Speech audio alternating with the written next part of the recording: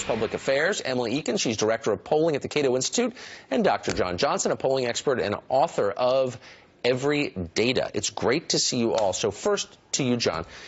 What is the state of play, and what should we be looking at? We're bombarded by polls. What's the poll the average person ought to be looking at to see where the race really is? Well, right now, Hillary Clinton is ahead. The averages are about 8.5 points, depending. If you're a little bit careful about some of the outlier polls that are driving the average, there's been a long narrative about state polls now coming out. A lot of the key states are all tilting towards Hillary Clinton, so right now it's safe to say Hillary Clinton is in the lead, but it is still early and events could intervene. So here's, Emily, one of the most recent polls. I don't know if it's an outlier or not. It's a Rasmussen poll, and it's a national one, head-to-head, 43 Clinton, 40 Trump. That's within 3 points. I think it's the margin of error. Is that where the race really is?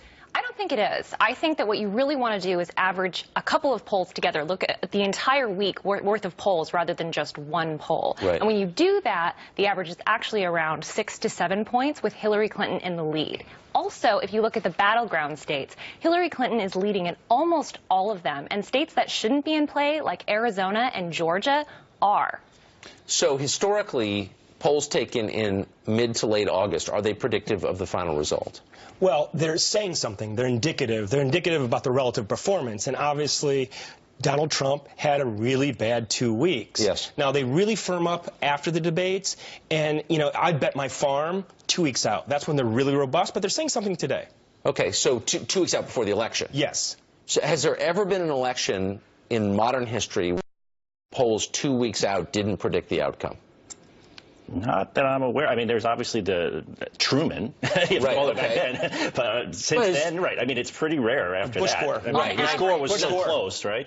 But other than that, you know, usually by the time you get there on average, yeah, you're pretty close. As we get closer and closer, I agree, we're going to be much more confident in those results.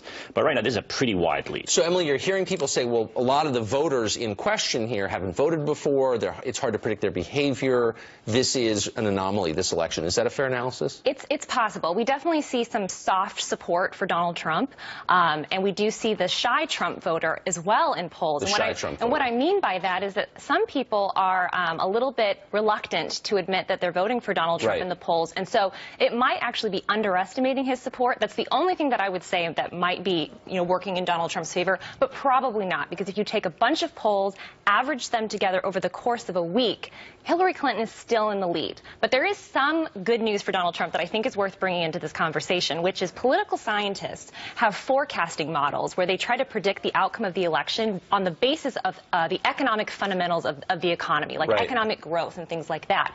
When they run those models, guess who wins? They find a Republican winning in November. But we're not seeing that materialize in the polls yet. So what that, I think, means is that this is Donald Trump's election to lose. I agree with that. It's not materializing yet. Yeah, interesting. And the reverse Bradley effect, so-called, the idea that it's so embarrassing to say you support Trump that you're going to do it anyway but not tell anyone. How real is that, and is it measurable? Well, it's really difficult to say. It's really difficult to measure. It could be there. We're not quite sure. Probably people that are shy Trump supporters just won't show up on their election day. And I want to add to what Emily was saying. Yeah, we're on the record, even I'm on the record, saying in August last year, this should be a Republican year. It's really his to lose. But what's going on? We have a database of about 600 elections around the world, and 85% of elections are slam dunks. We know what's going to happen. 15% we call them disruptive elections. And that's when sort of an outsider candidate comes in, an anti-establishment candidate comes in. Usually the public opinion is surly and angry. And that's what we have. That's the scenario we have. The question is he just a spoiler or a game changer? So far, the polls are suggesting he's underperforming versus what he should be doing. Right. Is this Brexit or the Romney election? Exactly. This is the question. All right. Thanks a lot. That was super interesting. Thanks for getting Thanks.